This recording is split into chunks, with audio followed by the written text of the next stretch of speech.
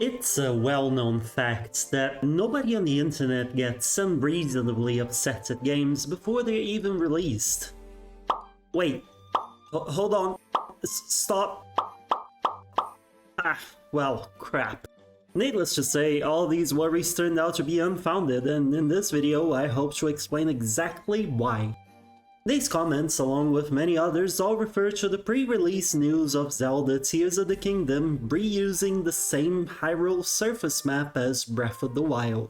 Yes, there were at least just as many willing to give this concept a chance, but I graduated in journalism and thus feel like it is my duty to conveniently ignore these comments to better build my narrative.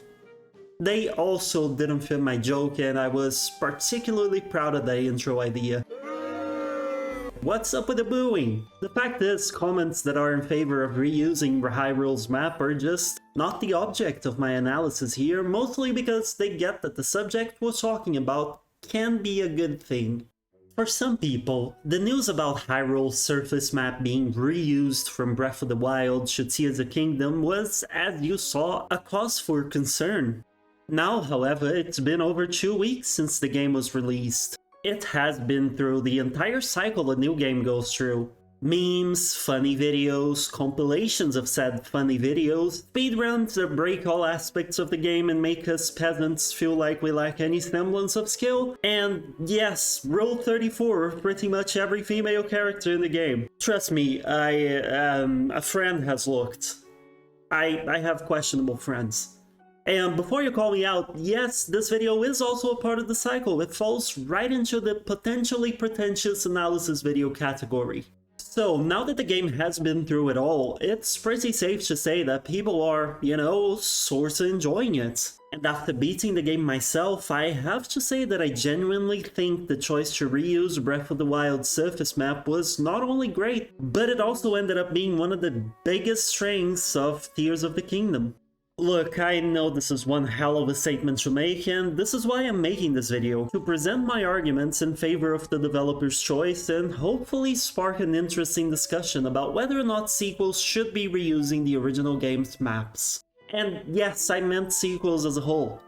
Tears of the Kingdom is a case study for me. That means what I say here should be thought of both in the context of the game, but also in a more general context.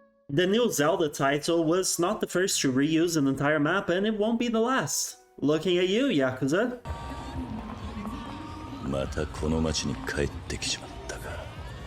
But I think there's a good way to do this, and an absolutely terrible way to do this, to put it nicely. And this is not a jab at Yakuza or anything, I actually don't mind Kamurocho over there for reasons I'll get into later. Tears of the Kingdom does it, in my opinion, incredibly well, which is exactly why I chose to analyze it. So without further ado, here's the video, or whatever.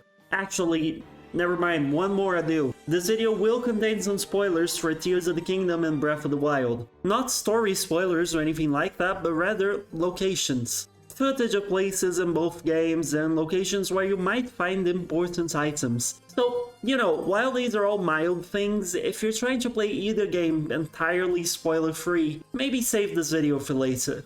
So, I've been told recently that it's good to tell stories in your YouTube videos because it helps us pay attention, which is needed because nowadays we all have the attention span of a squirrel, and as someone who takes pride in their ability to follow instructions and not think for themselves, that's exactly what I'll do.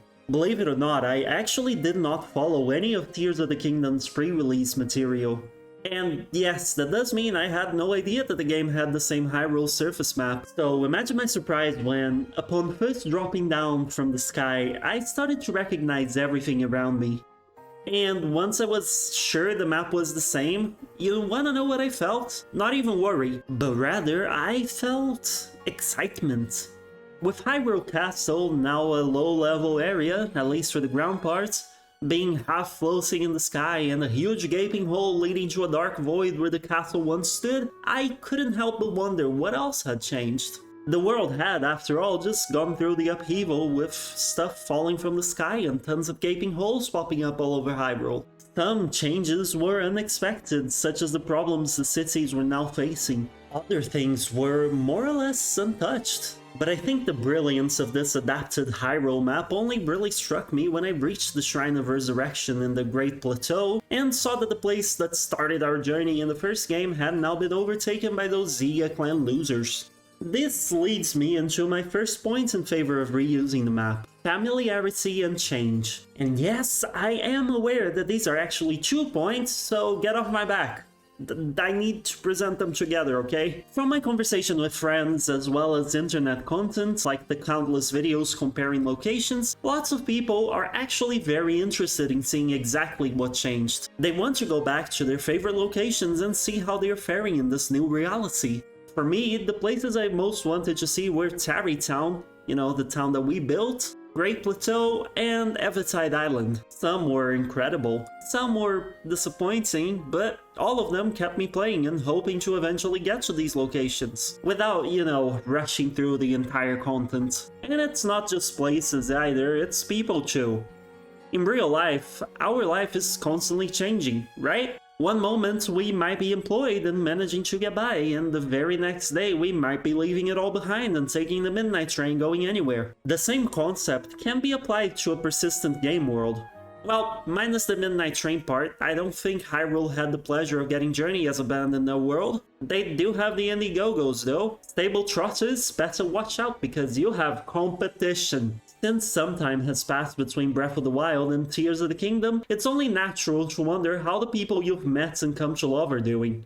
I, for example, was very interested in re-meeting the new champions, seeing what happened to the Divine Beasts, all that jazz. Not to mention Pura, the adorable little kid from Breath of the Wait, what? She's aged 20 years and is incredibly attractive now? Ah, god damn it, I knew her as a kid, now I feel weird. But the point here is that reusing a map can work really well if it changes enough things to make the player feel curious about all the locations and people they used to like, and most importantly, if it doesn't disappoint the player when they get there. Tears of the Kingdom manages to do this very well, with lots of things to discover, some of which rely exactly on the prior knowledge from the first game. One really good example is this shrine located in Hyrule Castle in Breath of the Wild. To find it, you need to light a bonfire, or whatever the name of this thing is. If you try to do the same in Tears of the Kingdom, however, you won't find the shrine. You will instead find an incredibly iconic piece of equipment that I will not spoil. You will also be met with potentially the most terrifying mob in any Zelda game ever on the way here, because fuck you, that's why. These are things that you can expect throughout the game, and why I said that the first points are actually 2 points. The strength between the familiarities and the changes made to the map shines most when the 2 elements are put together. I would also go as far as to say that this is, fortunately, what developers strive for when making a sequel that reuses the original maps. You can see it with Far Cry Primal, for example, which reuses the map from 4, but changes it so much that some people can barely recognize it. Or, you know, at least that's what I heard on the internet. I haven't actually played either of those. Whoopsie. And by all means, this can even be the case with Tears of the Kingdom as well. One example is a friend of mine who was complaining that they got lost on the surface in Tears of the Kingdom despite playing Breath of the Wild for hundreds of hours. And yes, said friend may or may not be me. Remember, we do not shame people in this channel, right? But this is a tale that I've heard from other people as well. It's like the developers took the canvas from Breath of the Wild, but changed details so much that some areas are entirely different. And honestly, with these changes and everything else that I have yet to mention, I can even see someone making the case that this isn't even the same map anymore. And I might even agree, honestly. Another point is that when you reuse a game's map, that does not mean you cannot expand upon it. And this is the second main argument that I want to bring here: expansion. Some of the folks who were fearful of Breath of the Wild's Hyrule being reused also thought that adding Sky Islands wouldn't make a difference. Well, turns out it absolutely does. Since they resolved to use the same surface map, they decided to expand the world vertically, adding not one but 2 whole new layers to it: the depths and the sky. In Tears of the Kingdom, you have an underground zone that encompasses the entirety of Hyrule to explore. Furthermore, while the Sky Islands are scattered throughout the sky, they have plenty of challenges and secrets for players to find as well. Not only that, but the game even gave us 100 entirely unique caves throughout the surface map. None of these elements were present in the original game, and they all at least double the places you can explore. Just like the last argument, this one is also very much not limited to Tears of the Kingdom. An example I really like of another Nintendo franchise that successfully pulled this off was actually Pokemon. The second generation, that's Gold, Silver, and Crystal, reused the entirety of Kanto, but expanded to also include Johto. And honestly, those are some of the most beloved games in the franchise to this day, with many people, myself included, wondering why they never did another installment with multiple regions. Heck, even the first Gen 1 remakes, Fire Red and Leaf Green, expanded the region with the Seavey Islands instead of making it a carbon copy. But now that we've talked about changing the map while keeping a familiar feeling as well as expanding by adding to the base map, what else is left? Why, perhaps Tears of the Kingdom's biggest innovation. New ways to interact with the places you already know. This can include pretty much any of the elements not actually related to the geography of the map. The main story? Yup, that's a way in which you can interact with the map. Side quests? Same. Soundtrack? You betcha. New world bosses? Oh yeah, Tears of the Kingdom's got loads of those. And honestly, the list goes on. The sequel has given us many new ways to interact with Hyrule, and it's absolutely awesome to see and, of course, experience. But I think my favorite innovation in that regard is that the game brought us many new ways to traverse the world. In Breath of the Wild, we were able to run, ride horses, glide, and even abuse the physics engine to catapult us into oblivion at light speed. In Tears of the Kingdom, however, we are able to do so much more. We can run, ride horses, glide, and we can even abuse the physics engine to catapult us into oblivion light speed. The possibilities are endless! Oh yeah, and I guess we can also Frankenstein's monster to gather vehicles of all sorts to fly, swim, and zoom around the map. Minor feature I almost forgot there, I know. It's important to note that having cool ways to interact with the world isn't dependent on a new or old map. But rather, keeping an old map forces developers to really focus on this interactivity aspect, as the game has to feel fresh despite sharing locations. And of course, keeping up my tradition that I just established in this video, and is thus by definition not a tradition yet, an example of a series that did this whole new ways to interact with the world thing well was actually Saints Row 3 and 4 specifically. The world map is the same with minor additions to Saints Row 4, but in this specific case, the ways to interact with the world changed so much that the same map was barely a concern, at least to me anyway. You literally get superpowers in the 4th game, a fact that drastically changes, well, everything really.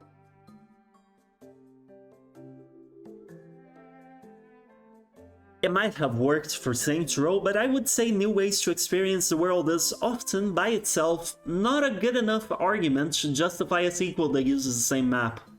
In fact, perhaps none of the items I mentioned so far are. They are helped, however, by the passage of time. Believe it or not, Tears of the Kingdom just came out like 6 to 7 years after Breath of the Wild, and many players, such as myself, didn't really remember much of Breath of the Wild because it's been so long since they last played it. So that helps as well with the whole feeling fresh thing.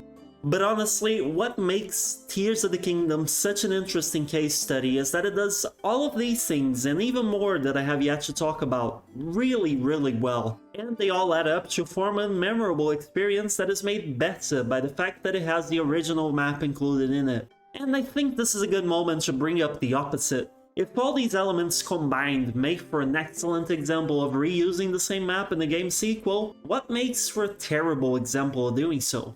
Following that logic, a game that does not do any of the items I brought up would in fact be made worse by the fact that it uses the same map. And that's true. With the exception of one game that I can think of, Yakuza. See, if you're a Yakuza fan, you probably know that we've been to Kamurocho more times than this guy was struck by lightning. And the layout of the city doesn't really change too much between games. So why is it not, at least in my opinion, a bad example of reusing a map for sequels? Excluding the graphics updates between titles and the changes in buildings, I think the main point is exploration. Games like Tears of the Kingdom rely on this sense of discovery and wonder that comes from walking the world at your own pace, finding things off the beaten path. Games such as Yakuza, on the other hand, are less about the physical place in which the events take place, and more so about the events themselves. This is made even more evident by the fact that you can get from one end of Kamurocho to another within a couple of minutes. Provided you don't get attacked every 20 seconds, that is.